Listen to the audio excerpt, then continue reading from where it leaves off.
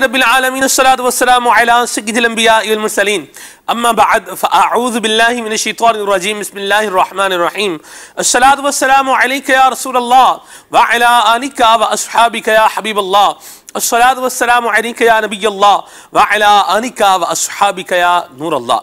नबी पाक साहिबुल औलाक सल्लल्लाहु तआला अलैहि व आलिहि वसल्लम ने इरशाद फरमाया, ज़य्यिनू मजालिसकुम बिस्सलाति अलैया फ़इन्न सलातकुम अलैया नूरुल लकुम यौमल क़ियामा।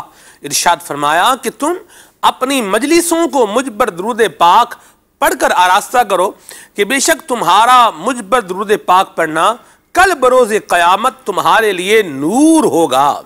सल्लु अलल हबीब सल्लल्लाहु तआला अला मुहम्मद सल्लल्लाहु तआला अलैहि वसल्लम सलातम वसलामन अलैका या सय्यदी या रसूलल्लाह।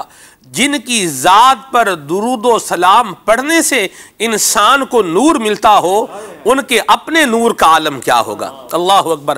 अल्हम्दुलिल्लाहि अला मन्निही व फ़द्लिही व करमिही व इहसानिही कि अल्लाह तबारक व तआला ने हमें अपने प्यारे महबूब करीम सल्लल्लाहु तआला अलैहि व आलिहि वसल्लम का उम्मती बनाया है। बिलक़स्द अल्हम्द में जो अलिफ लाम है, इसको इस्तिग़राक़ के माना में जहन में रख के इसको कहा जाए, यानी तमाम किस्म की सारी तारीफ़ें ये किसके लिए हैं?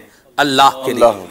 और उसका फजल है, उसका एहसान है, उसका करम है कि उस मालिक ने हमें आका करीम सल्लल्लाहु अलैहि वसल्लम का उम्मती बनाया है। आज के हमारे सिलसिले का पर्टिकुलर मौजू जन्नत का दरमियानी दरवाज़ा। औलाद के लिए एक साहिबान, अल्लाह अल्लाह तरबियत करने वाला। रब्बा युरब्बी, तरबियत का माना होता है दर्जा बदर्जा एक चीज को कमाल तक पहुंचाना। तो तरबियत करने वाली हस्ती जन्नत का दरमियानी दरवाजा, जिसकी रिजा रब की रिजा। वाह, कौन है? वो है वालिद, बाप।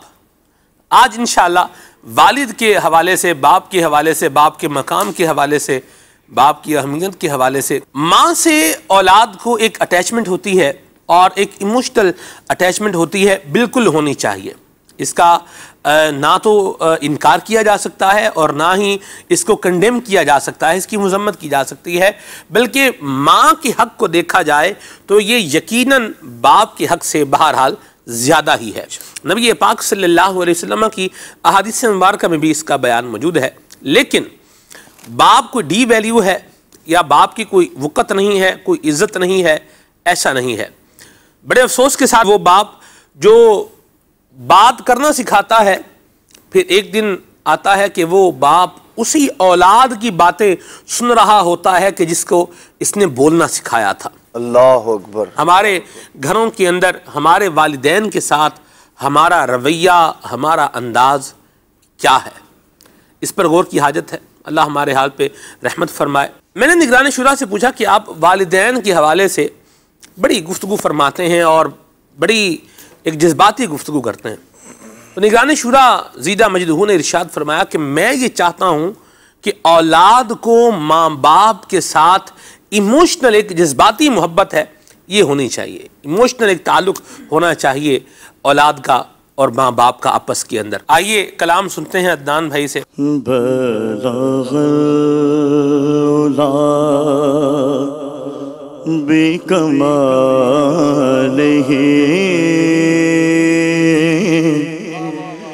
कशफा दुला बिजमालिही हसनत जमीअ खिसालिही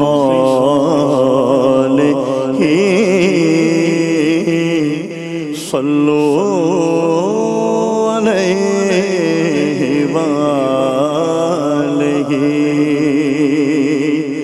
ये समा भी कितना अजीम है,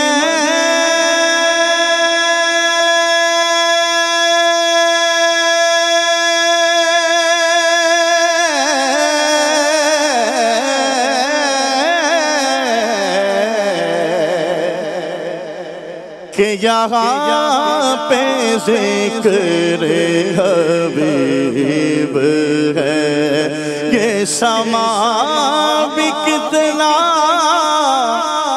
अजीम है।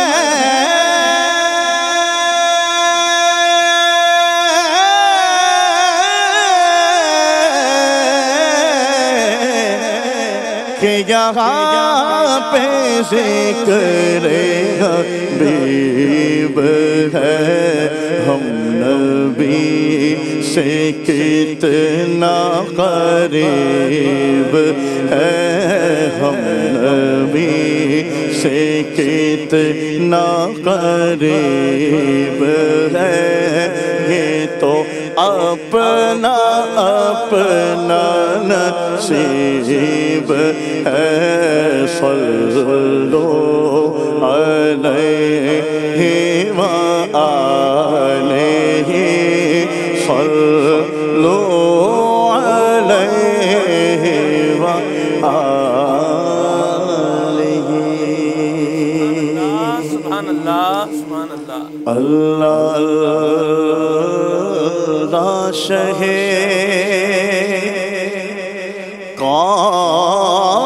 कौनैन जलालत तेरी,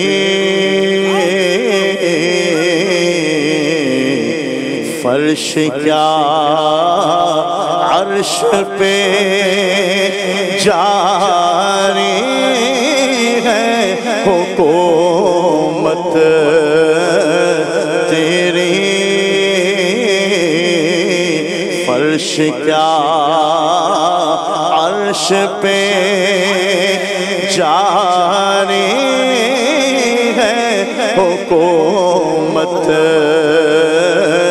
तेरी। झोलियाँ खोल के बेसमझ नहीं दौड़ाए, झोलियाँ खोल के बेसमझ नहीं दौड़ आए। हमें मालूम है दौलत तेरी आदत तेरी, हमें मालूम है दौलत तेरी आदत तेरी।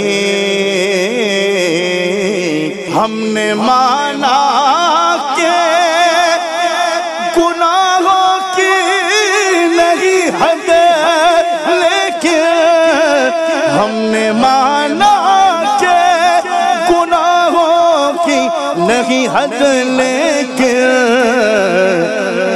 तू है उनका तो हसन तेरी है जन्नत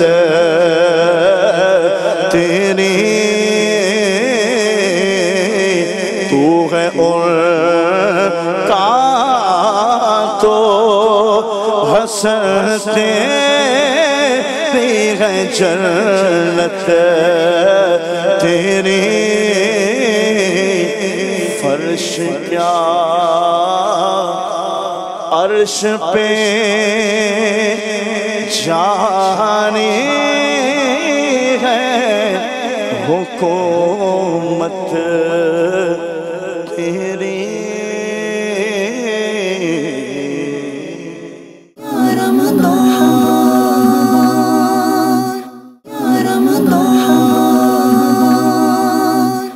ये मोहब्बत मुस्तफ़ा, ये रिफ़अत मुस्तफ़ा, ये शान मुस्तफ़ा, ये उलूब शान मुस्तफ़ा का बयान होता रहे और हम अपने इसके साथ साथ नबी करीम सल्लल्लाहु अलैहि वसल्लम की सुन्नतों पर अमल भी करते रहें तो इंशाअल्लाह ये बेड़ा पार रहेगा। अब बाप का मकाम, ये आज के हमारे सिलसिले का पर्टिकुलर मौजू है। यूसुफ भाई, आपसे जो है वो गुफ्तगू का आगाज़ करते हैं। बाप का मकाम, आप क्या समझते हैं कि एक वालिद का मकाम क्या होना चाहिए था हमारे माशरे में और क्या हो रहा है?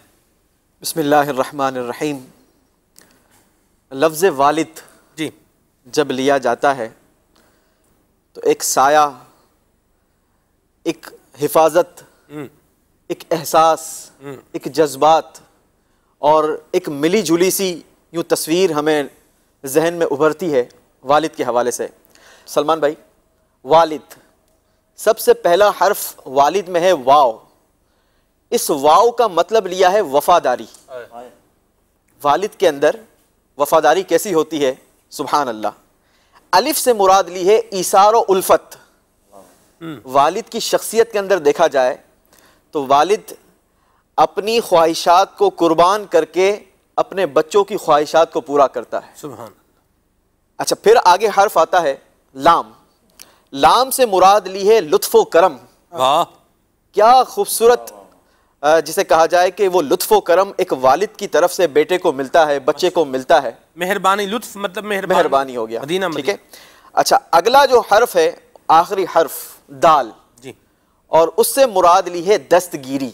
वाह वाह वाह वाह, मदद करना। क्या बात। तो क्या खूबसूरत ये लफ्ज़ वालिद। माशाअल्लाह। जब हम ये लफ्ज़ वालिद लेते हैं माशाअल्लाह, तो हमारे जहन में एक एहसास उभरता है और हमें एक साइबान महसूस होता है। अल्लाह तबारक व तआला सलामत रखे वालिदैन को। अल्लाह ने क्या इज्जत, क्या मकाम, क्या मर्तबा अता फरमाया सुभान अल्लाह इस शख्सियत को। आप देखें कि दुनिया के अंदर जी, अगर किसी की विलादत होनी है तो वालिद के ज़रिए होनी। ये एक ज़रिया अल्लाह तबारक व तआला ने रखा है कि जिसके ज़रिए इंसान वजूद में आता है। ठीक। अच्छा, अब अगर पूरी ज़िंदगी पर आप गौर करें, एक वालिद के, माशाल्लाह आप भी वालिद हैं, महरोज़ भाई भी यहाँ पर मौजूद, कई वालिद हमारे साथ मौजूद हैं। आप ये देखें कि हमारे वालिद ने किस अंदाज के साथ ज़िंदगी बसर की हैं। उन्होंने अपनी ख्वाहिशात को कुर्बान किया, सही, हमारी ख्वाहिशात को पूरा करने के लिए। अपनी बड़ी बड़ी ख्वाहिशात को कुर्बान किया, हमारी छोटी छोटी ख्वाहिशात को पूरा करना। अल्लाहु अकबर, अल्लाह। अच्छा, मेहनत को देखा जाए तो कैसी मेहनत की, गर्मी हो, सर्दी हो, बारिश हो, तूफान हो, वालिद को हमेशा अपनी जॉब पर जाते देखा, अपने काम की तरफ जाते देखा। क्यों देखा? हालांकि बसा औकात कई वालिद ऐसे होते हैं कि जिनके पास अगर वो अपनी ज़िंदगी में खुद अपनी ज़ात पर, अपनी ज़्यादा से ज़्यादा बच्चों की माँ पर पैसा खर्च करें तो उनके पास इतनी रकम होती है कि दोनों की ज़रूरतें पूरी हो सकती हैं, 8 बार से ज़िंदगी गुजर सकती है। सही। लेकिन इसके बावजूद आपने देखा होगा कि वो वालिद ने कभी छुट्टी नहीं की। बुखार में भी जाते हैं। क्यों जाते हैं? मेरे बच्चे की ख्वाहिश है कि उसने मुझसे कंप्यूटर की फरमाइश की है, मेरे बच्चे की ख्वाहिश है कि मुझे बाइक चाहिए, मेरे बच्चे की ख्वाहिश है कि मुझे जनाब ये चीज़ चाहिए। आप देखें कि वालिद बसा औकात अपनी रोटी पर कंप्रोमाइज़ करता है और बच्चे की ख्वाहिश को पूरा करने की कोशिश करता है। ये शख्सियत है वालिद की। क्या लेकिन जो आपने बात की, आपने जो सवाल उठाया, हमारे माशरे में वालिद के साथ क्या हो रहा है, यकीनन माशरे का हिस्सा मैं भी हूँ, आप भी हैं, हम सब इसी माशरे का हिस्सा हैं। हम सब जानते हैं कि वालिद के साथ इस वक्त क्या सलूक किया जाता है। मैं समझता हूँ कि इंसान जैसे जैसे किसी मंजिल की तरफ पहुँचता चला जा रहा होता है, तालीम में अगर उसे कोई उबूर हासिल हुआ, उसे कोई डिग्री मिली, तो अब उसकी आंखें जो है वो माथे पर आना शुरू हो जाती है। उसे अगर कोई मकाम मिला, उसे कोई मनसब मिला, उसे कोई ओहदा मिला, तो उसकी आंखें और ऊपर चली जाती है। अब वो अपने वालिदैन से क्रॉस टॉक करता है, आपने मेरे लिए क्या किया? आपने किया ही क्या है मेरे लिए? आपने मुझे क्या दिया? ये तो मैंने कमाया। अगर गौर करें कि मेरे दुनिया में आने का जो जरिया बना वो मेरे वालिद थे। अगर मेरे वालिद ना होते तो मैं आज यहाँ पर ना होता। मेरे वालिद ने कुर्बानियाँ देकर, मेरे वालिद ने अपने पेट को काट कर मेरे जिस्म को बढ़ाने में अपना किरदार अदा किया। ये वालिद की ज़ात है जो अपने बच्चे को हर वक्त एक साया फिगन किए हुए है, अपने बच्चे के साथ एक ऐसा उल्फत का, मोहब्बत का, ईसार का और वफादारी का ये एक मजमुआ है कि इसकी क्या बात की जाए। क्या बात है यूसुफ भाई, बहुत ज़बरदस्त बात कही आपने। वाकई बच्चे चाहे जितने ही बड़े हो जाएं, माँ बाप के तो बच्चे ही होते हैं, और माँ बाप का बहरहाल बिलखुसूस वालिद साहब का ये करम रहता है। हाफिज़ साहब, मुझे याद आ गया, मेरे पास मतलब मेरा फ़ोन कुछ दिन बंद रहा, वो घर पे बात हुई तो मैंने ये बताया कि भाई फ़ोन जो था ना वो तो फैज़ान ने मतलब तरकीब बना दी है उसकी, यानी स्क्रीन उसकी आउट चली गई है और उसकी स्क्रीन का खर्चा है, इतना खर्चा, मैंने खर्चा बताया।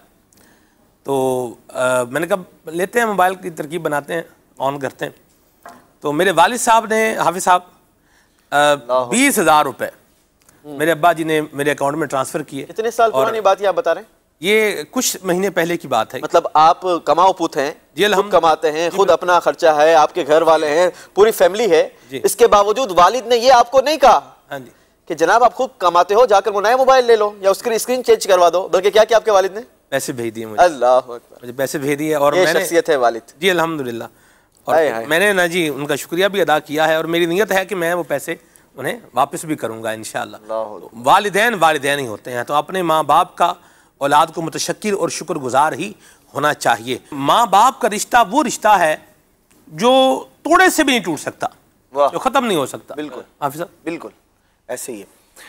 अल्लाह के प्यारे महबूब सल्लल्लाहु ताला अलैहि वसल्लम की तालीमात भी, और हमें जो हमारे बुजुर्गान दीन असलाफ़ ने जिस बात की हमें तालीम दी है वो यही है कि जब तक ज़िंदगी में है, यानी आपके साथ हैं, दुनिया में है, हयात हैं, उस वक्त तक उनके साथ भलाई की जाए, अच्छा सलूक किया जाए, और इंतकाल के बाद भी वो रिश्ता, वो ताल्लुक़, ज़ाहिर सी बात है बाप अगर इंतकाल कर जाए तब भी वो वालिद ही है, माँ के दुनिया से चले जाने के बाद भी वो माँ ही है।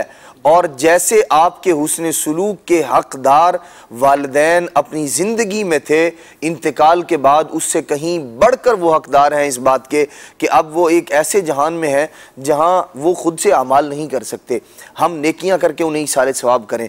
और नबी पाक अलैहिस्सलाम की जो मुबारक तालीमात हैं कि जो वालिद का दोस्त है, उनके साथ जिनका ताल्लुक था, उनके साथ भलाई करना ये शरीयत में महमूद और मतलूब है, और अल्लाह के प्यारे महबूब सल्लल्लाहु ताला अलैहि वसल्लम ने इसकी तालीम दी है। हज़रत सैयदना अब्दुल्लाह बिन उमर रज़ियल्लाहु ताला अन्हु बड़े प्यारे सहाबी नबी पाक अलैहिस्सलाम के सफ़र में तशरीफ़ ले जा रहे हैं, और आम तौर पर दो सवारियाँ हुआ करती थी, एक दराजगोश हुआ करता था खच्चर, और एक ऊँटनी आप उस पर सफ़र फरमाया करते थे। हज़रत सैयदना अब्दुल्लाह बिन उमर रज़ियल्लाहु ताला अन्हु रास्ते में एक शख्स मिला और आपने उसे देखा और अपना इमामा शरीफ खोल के उसे अता फरमा दिया।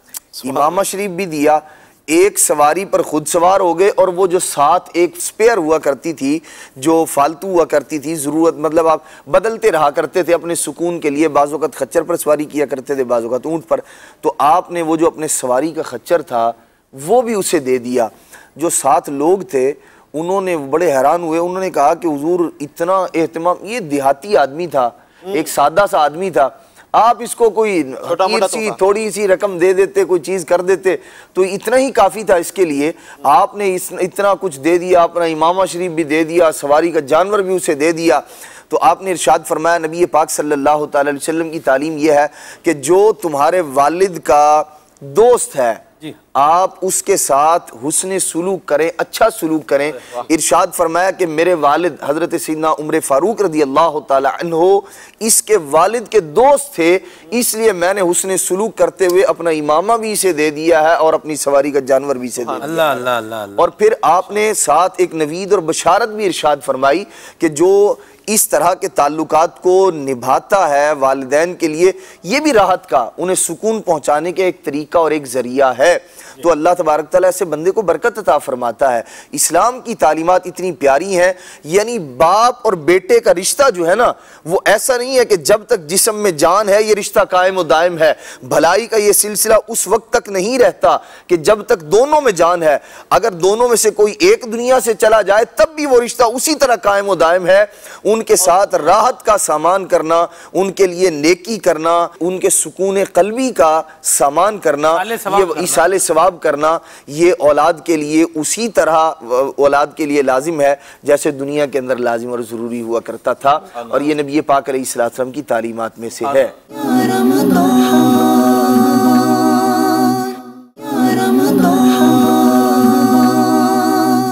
इस सिलसिले में आला हज़रत इमाम अहले सुन्नत से यही सवाल पूछा गया बाद इंतकाल वालिद के लिए, वालिदैन के लिए क्या करे, यानी उनके लिए जिस तरह जिक्र किया इन्होंने दुआ और इस्तग़फ़ार करे, यानी मग़फ़िरत की दुआ करता रहे जी। अब खुद गौर करें कि हम दिन भर में दुआ करते हैं, वालिदैन के लिए कितनी दुआ कर रहे हैं और करते चले जाएं। सदका और खैरात और नेकियां करके वालिदैन को इसाले सवाब करें। उनके ज़िम्मे अगर कर्ज हो तो उसकी अदायगी में जल्दी करें। अल्लाह। अच्छा, उमूमन क्या होता है, जनाजे में ऐलान होता है ठीक है, और चंद लोग सुनते हैं, सही, ठीक है, अब सुन लिया उसने। अगर बेटे को ये पता है कि बाप की इतनी इतनी जायदादें इतने लोगों के पास है, खाली ऐलान काफ़ी नहीं होगा, उससे जहाँ जहाँ पता चलेगा उसका पता करके बैरून मुल्क भी है ना, वहाँ भी राब्ता करेगा कि वो वालिद की जो जायदादें वो मिल जाएं। वालिद पर कर्ज है, उसके मुतालिक गौर नहीं कर रहा, वो ऐलान नाकाफ़ी है, सिर्फ ऐलान चंद अफराद तक कर दिया। उसकी लिस्ट देखनी पड़ेगी, वालिद साहब क्या कारोबार करते थे, क्या मामला थे। देखें, अगर वालिद के पास तरका छोड़ा है, इसके आगे बहुत सारे मामला हैं। इंतकाल के बाद माल पर कब्जा करना आसान हो जाता है उनके लिए। इस तरह दारुल इफ्ता या उलमा से रहनुमाई नहीं लेते कि बाप के इंतकाल के बाद बेटी को कितना हिस्सा देना है, भाइयों को कितना हिस्सा देना है, ये पूछा नहीं जाता। अगर बाप की जायदाद है उसको लेने की कोशिश की जाती है। बहरहाल वालिदैन पर कर्ज है, अदायगी की जल्दी करे। अगर उसके ऊपर कोई फ़र्ज़ इबादत रह गई वालिद पर, तो कोशिश करके उसकी नमाजें हैं या रोज़े हैं, उसके फ़िदी अदा करें, ठीक। और इसके साथ साथ जो है वो जुमा को उनकी कब्र पर हाज़िरी दे, वाह वाह वाह, और वहाँ तिलावत कुरान करे, उनके जो रिश्तेदार हैं उनसे उम्र भर अच्छा सलूक करे। इसके साथ साथ जो है वालिदैन के जो दोस्त हैं उनका अदब व एहतराम करे। क्या बात है। और सबसे बड़ा हक ये कि गुनाह करके वालिदैन को कब्र में तकलीफ ना दे। बहुत प्यारी बात कही, बहुत प्यारी बात कही बापू शरीफ ने। ये भी ख्याल रखने की बात है, और इस पे पूरा उन्वान है शरह सुदूर के अंदर, जो मकतल नीला ने तर्जमा किया है इसका शरह सुदूर का।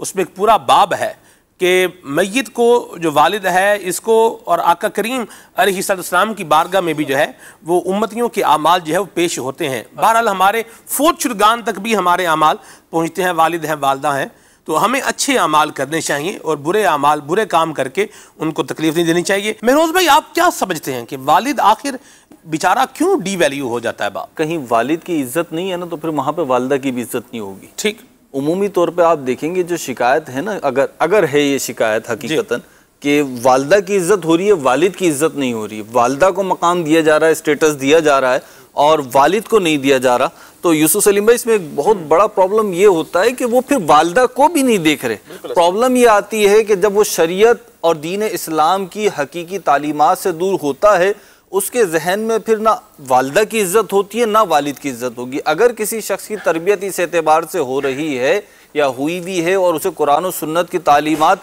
पता है, कुरान ने तो ये कहा है ना, वबिल वालिदैनी एहसाना, दोनों ही के साथ हुक्म दिया है कि दोनों के साथ, वालदा और वालिद दोनों के साथ, इनके साथ एहसान का मामला फरमाओ। और हदीस पाक में ये भी आया कि ये तेरी जन्नत है या दोज़ख है। अच्छा, फिर एक रिवायत में यूं भी है अल्फाज कि ये दोनों जन्नत के दरवाजे हैं, अगर इनमें से एक राजी हो गया तो जन्नत का एक दरवाजा खुल गया, और अगर दोनों राजी हो गए तो जन्नत के दोनों दरवाजे खुल गए, और माज़अल्लाह एक नाराज है तो जहन्नम का दरवाजा खुल गया और जन्नत का बंद हो गया। ऐसे रिवायात में अहादीस करीमा में मजमून मिलता है हमें, तो वो तो दोनों के लिए बयान हुआ है। अब जहाँ तक बात रह गई ये कि वालदा की ज़्यादा होती है या नहीं होती और वालिद की होती है या नहीं होती, तो मेरा ख्याल है इसमें दो चीज़ें हैं। आला हज़रत अज़ीमुल बरकत रहमतुल्लाह ताला अलैह ने इस हवाले से तालीमात फरमाई, जिसका खुलासा ये है कि वालदा के ऊपर शफ़क़त और रहमत का मामला ज़्यादा होना चाहिए और वालिद के लिए ताज़ीम और इज़्ज़त का मामला जो है वो ज़्यादा होना चाहिए। और हम अपने मुआशरे में देखते हैं कि इसी चीज़ की फरावानी है, वालदा के साथ एक रहमत का, एक शफ़क़त का, एक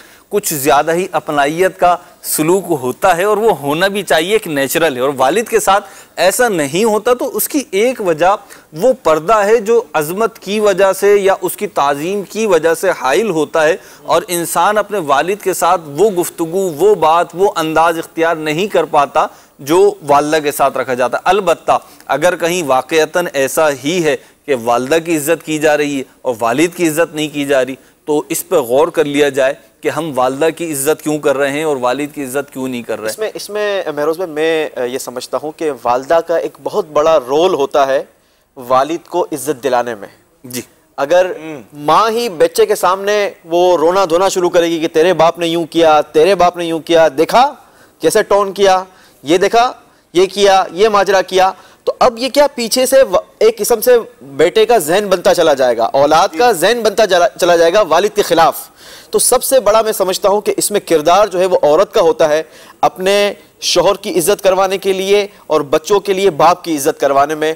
तो अगर हमारे इस्लामी बहनें इस बात को नोट रखें और गौर करें और इस पर अमल करें कि हमें अपने घर वाले की बच्चों के सामने कोई ऐसी कमजोर बात बयान नहीं करनी कि जिसकी वजह से उसके दिल के अंदर इनके लिए खलिश पैदा हो। यूसुफ भाई, ये बच्चों पर भी ना एक बड़ा नफ्सियाती असर डालती है अदनान भाई, कि अगर वालदेन, बापू शरीफ, अगर वालदेन में आपस में कोई ऊंच नीच हुई, कोई खटपट हुई, कोई अनबन हुई, अब वो बच्चों के सामने अगर झगड़ा करते हैं या एक दूसरे को डिग्रेड करते हैं, तो यकीनी तौर पर बच्चों की साइकी पे तो ये असर तो होता है कि वो एक को मजलूम समझने लगते हैं, एक को जालिम समझने लगते हैं। अब वो कोई भी हो सकता है, लेकिन खुद बच्चों की तरबियत और बच्चों के जो एक नफ्सियाती असरात होते हैं, बच्चे उसके अंदर आ जाते हैं और बाज़ औक़ात वो सारी ज़िंदगी उस असर से नहीं निकल पाते। तो मजमूई तौर पर तो वालिदैन ही को यूसुफ भाई इस बात से निकलना चाहिए कि बच्चों के सामने एक दूसरे को जो है डिग्रेड करें, बल्कि एक दूसरे की तारीफ, तौसीफ और एक दूसरे की जो अहमियत, अदब और अहमियत बताएं। दुरुस्त फरमाया। यहाँ महरोज भाई,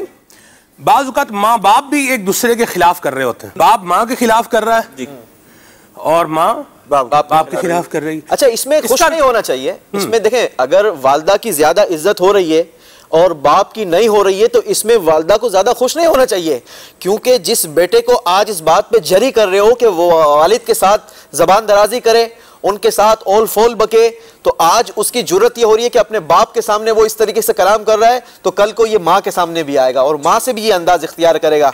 मगर उस वक्त माँ का जो है ना वो कलेजा फट जाएगा और उस वक्त माँ को बहुत बुरा लगेगा कि ये क्या हो गया, बच्चा मैंने इसे इतनी शफकत, इतनी मोहब्बत दी और आज यही बच्चा मेरे सामने ये जरी हो रहा है। तो इसको गौर ये करना चाहिए कि क्या मैं अपने बच्चे की जो तरबियत कर रही हूँ वो इस अंदाज से तो नहीं कर रही हूँ कि कल को मेरे आगे सामने शेर बन के खड़ा रह जाए। जो बोएंगे वही काटेंगे। हदीस पाक में नबी करीम अलैहिस्सलातु वस्सलाम ने फरमाया, बर्रु आबाअकुम तबर्रकुम अबनाउकुम, फरमाया कि तुम अपने वालिद की इज्जत करोगे, अपने वालिदैन की इज्जत करोगे तो तुम्हारी औलाद तुम्हारी इज्जत करोगी। जो आपने बात की, जो बोगे वही काटोगे। दुरुस्त फरमाया। मेमनी का वो फिर दोहरा दूं, जी जी, सुई पा डोरो, माशाअल्लाह, सुई के पीछे जो है वो धागा है, जो करोगे वही भरोगे, टिट फॉर टैट। मान भाई, अहादीस को, रिवायात को देखें, उलमा फरमाते हैं कि कोई भी गुनाह है अल्लाह ताला की मशीयत पर मौकूफ़ है कि अल्लाह ताला बंदे को उस गुनाह की, उस नाफरमानी और मासियत की सज़ा दुनिया में दे या आखिरत में दे, या दुनिया और आखिरत दोनों में दे। लेकिन बाज़ गुनाह ऐसे होते हैं कि जिनकी सज़ा आखिरत तक मौखर कर दी जाती है। उलमा ने यहाँ तक लिखा, शिर्क जो जुल्म अजीम है, बसा औक़ात ऐसा होता है कि दुनिया में उसकी सज़ा नहीं मिल रही, लेकिन क़यामत की और उखरवी सज़ा जो है वो बहरहाल मौजूद है। लेकिन माँ बाप को अजियत देना, तकलीफ देना, उनके हुकूक को पामाल करना, ये वो गुनाह और मासियत है कि अल्लाह ताला की ये कुदरत जारिया है कि बंदे को दुनिया में भी उसका अज़ाब भुगतना पड़ता है और औलाद के जरिए फिर उसको उसका बदला मिलता है, किया हुआ सामने आ जाता है। मैं आपको अर्ज करूं राशिद भाई, देखी भाली बात है, देखी भाली बात है। ये मैं तजर्बा जो है वो शेयर करूं नाज़रीन के साथ, कि वो जो अपने माँ बाप की इज्जत जिसने नहीं की, मतलब घर में लड़ाई झगड़ा है, माँ के साथ लड़ाई झगड़ा हो रहा है, ये कह रहा है कि भाई माँ ही मेरी गलत है, जिसने माँ बाप को गलत बनाया है, ठीक है, जबकि वो सही है। एक तो यह है कि माँ बाप गलत कर रहे हैं, तो जो माँ बाप गलत कर रहे हैं वो भी, उसको सही नहीं कहा जा सकता, वो भी गलत ही है। गलत कोई भी करे वो क्या है, गलत है, चाहे औलाद करे चाहे माँ बाप करे। लेकिन हम एक दूसरे जो है वो पैराए के अंदर बात कर रहे हैं कि माँ को यूसुफ भाई गलत बनाया, बाप तो पहले ही जा चुका था। अब नतीजा ये है कि वो बंदा घर में पानी पीने का भी मोहताज है, यानी उसकी औलाद उसको पानी पूछने के लिए तैयार।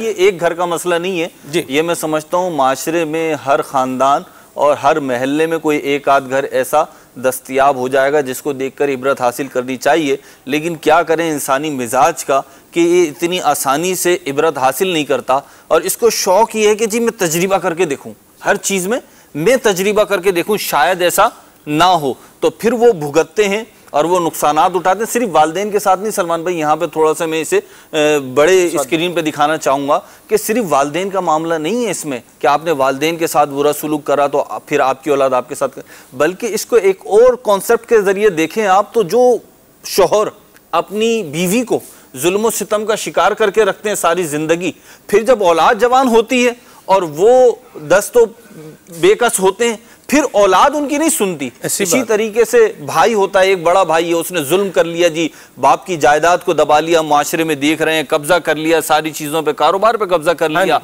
और छोटे भाइयों का कहा जाओ तुम यहाँ से, मेरा है सब कुछ, ये वो। फिर हम देखते हैं सलमान भाई के जब उसका आखिर वक्त आता है ना, जब उसके बेकसी के अय्याम होते हैं, तो वो बेकसी भी बेमिसाल होती है। अल्लाह हमें इबरत हासिल करने की तौफीक अता फरमाए और हमें ये शौक और ज़ौक़ दे कि हर चीज में तजरिबा ना करें दौड़े हम। अल्लाह की रहमत से कि जो वालिदैन सिलसिला देख रहे हैं, तो वो चाहते हैं कि आज सलमान भाई आपको भी तजरिबा होगा, बापू शरीफ को भी काफ़ी तजरिबा होगा इस हवाले से कि वालिदैन सलमान भाई औलाद की शिकायत कर रहे होते हैं कि औलाद हमारी नाफरमान है, औलाद ने हमारा सुकून गारत कर दिया, ठीक है, दुआ फरमाए हमारा बेटा हमारी बेटी फर्मा बरदार बन जाए, कोई तावीज़ दे दे, कोई दम दे दे, कोई दुरूद दे दे, ये आम है, बिल्कुल आम है। मेरा सवाल ये है सलमान भाई, गौर करने की बात है कि आज आपकी औलाद यहाँ पहुँची कैसे?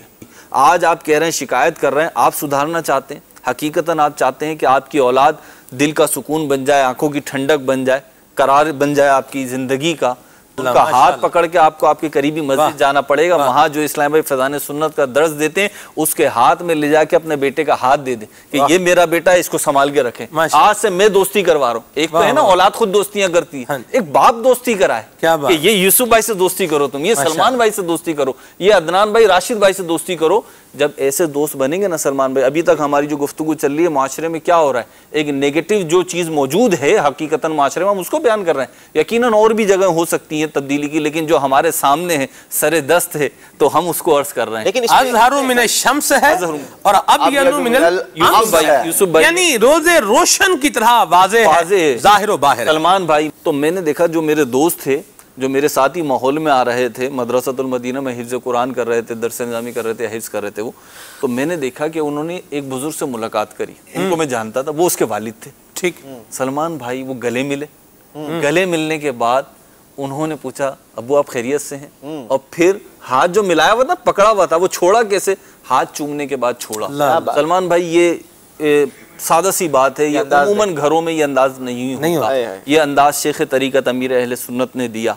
अमीर अहले सुन्नत अपनी इज्जत नहीं करवा रहे, अपनी इज्जत नहीं करवा रहे, अमीर अहले सुन्नत इस्लाम की तालीमात सिखा रहे हैं। और जब इस्लाम की तालीमात किसी शख्स के अंदर दाखिल हो जाती है ना सलमान भाई, फिर वो अपने और बेगानी की इज्जत करता है।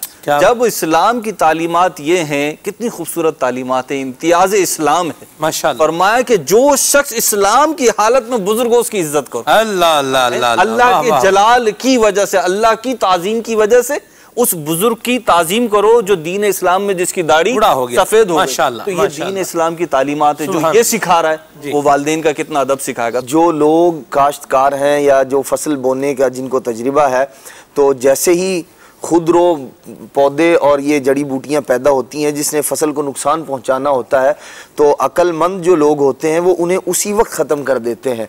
जब वो बड़ी हो जाती हैं तो फिर उनके ख़त्म करने में बड़ी बाज़ औक़ात जो है वो पैसा भी खर्च होता है, मेहनत भी करनी पड़ती है, और फसल के बावजूद फसल का नुकसान और वो खमियाजा उन्हें भुगतना पड़ता है। यहाँ सलमान भाई मैं एक बात वालिदैन से भी अर्ज करना चाहूँगा कि हम औलाद को एक जहन दे रहे हैं, औलाद को बहरहाल अपने वालिदैन का अदब एहतराम ताज़ीम तौकीर ही करनी चाहिए, लेकिन वालिदैन का भी हक बनता है कि वो अपनी औलाद का भला चाहें। बाज़ औक़ात ऐसा हो रहा होता है कि वालिदैन बग़ैर किसी वजह के अपने बच्चे को बिल्कुल यूं कह लें कि एक शख्स एक काम नहीं करना चाह रहा और वालिदैन उसको ज़बरदस्ती करवा रहे होते हैं। उसका नतीजा क्या होता है कि ज़िंदगी में वो शख्स एहसास कमतरी का शिकार होता है, जवान है लेकिन कुछ नहीं कर सकता, और बेचारा सारी उम्र जो है ना वो रो धो के ही गुजारता है। एक नौजवान मुझे मिला, इतना माशाल्लाह खूबसूरत और वो यूं कह लें कि सेहतमंद तंदुरुस्त, लेकिन अपने वालिदैन से वो इस कदर बदजन उस शख्स ने वालिद पर जुल्म और ज्यादती, जो उसका कहना था कि मुझ पर जुल्म किया गया, ज्यादती की गई, यूं भी हुआ, वो भी हुआ, फलां भी हुआ, वो किस कदर उसका जहन जो है वो अपने वालिदैन के खिलाफ बन चुका था, अपने घर वालों के खिलाफ बन चुका था। उसने जूडो कराटे सीखे सिर्फ इसलिए ताकि मैं अपने घर वालों से अपने ऊपर किए गए जुल्म और सितम का बदला ले सकूं। और मुझे कहने लगा कि कोई ऐसी सूरत बताएं कि मैं बदला ले सकूं अपने वालिदैन से। उसको मैंने बहुत समझाया, मेरी बात उसे समझ में आई कि इस्लाम आपको इस बात की इजाज़त नहीं देता, लेकिन एक लम्हे के लिए आप देखें, एक जवान बेटा है, उसका इस तरह का जहन बन जाना जी। और भाई पर उसने हाथ भी उठाया तो बकौल उसके कि मुझे उसने मारा, तो मैंने फिर उसको जवाबन जो मैंने सीखा था उसका एक वार किया, तो उसके बाद फिर वो यूं हो गया, यूं हो गया, यूं हो गया। लेकिन सवाल ये है कि एक नौजवान का इस कदर बागी हो जाना और उसका इस तरह का जहन बन जाना, इंतकामी कार्रवाई पर उतर आना, आखिर इसका कुछ तो सबब होगा, कुछ तो सबब होगा।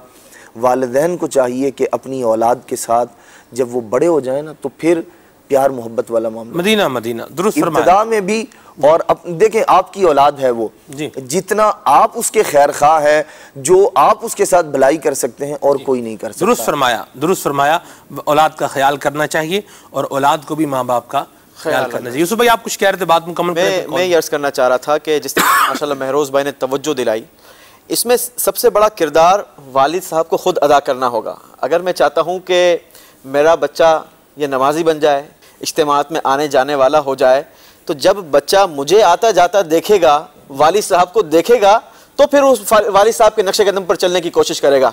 आप ये देखें कि अगर वालिद साहब खुद सिगरेट पीते हैं और बच्चे को कहेंगे खबरदार सिगरेट नहीं पीना, तो बच्चा उठकर सामने से उसने यही कहना है कि खुद तो इस काम पे लगे हुए और मुझे रोक रहे हो। मरहबा, सल्लु अलल हबीब सल्लल्लाहु तआला अला मुहम्मद सल्लल्लाहु अलैहि वसल्लम।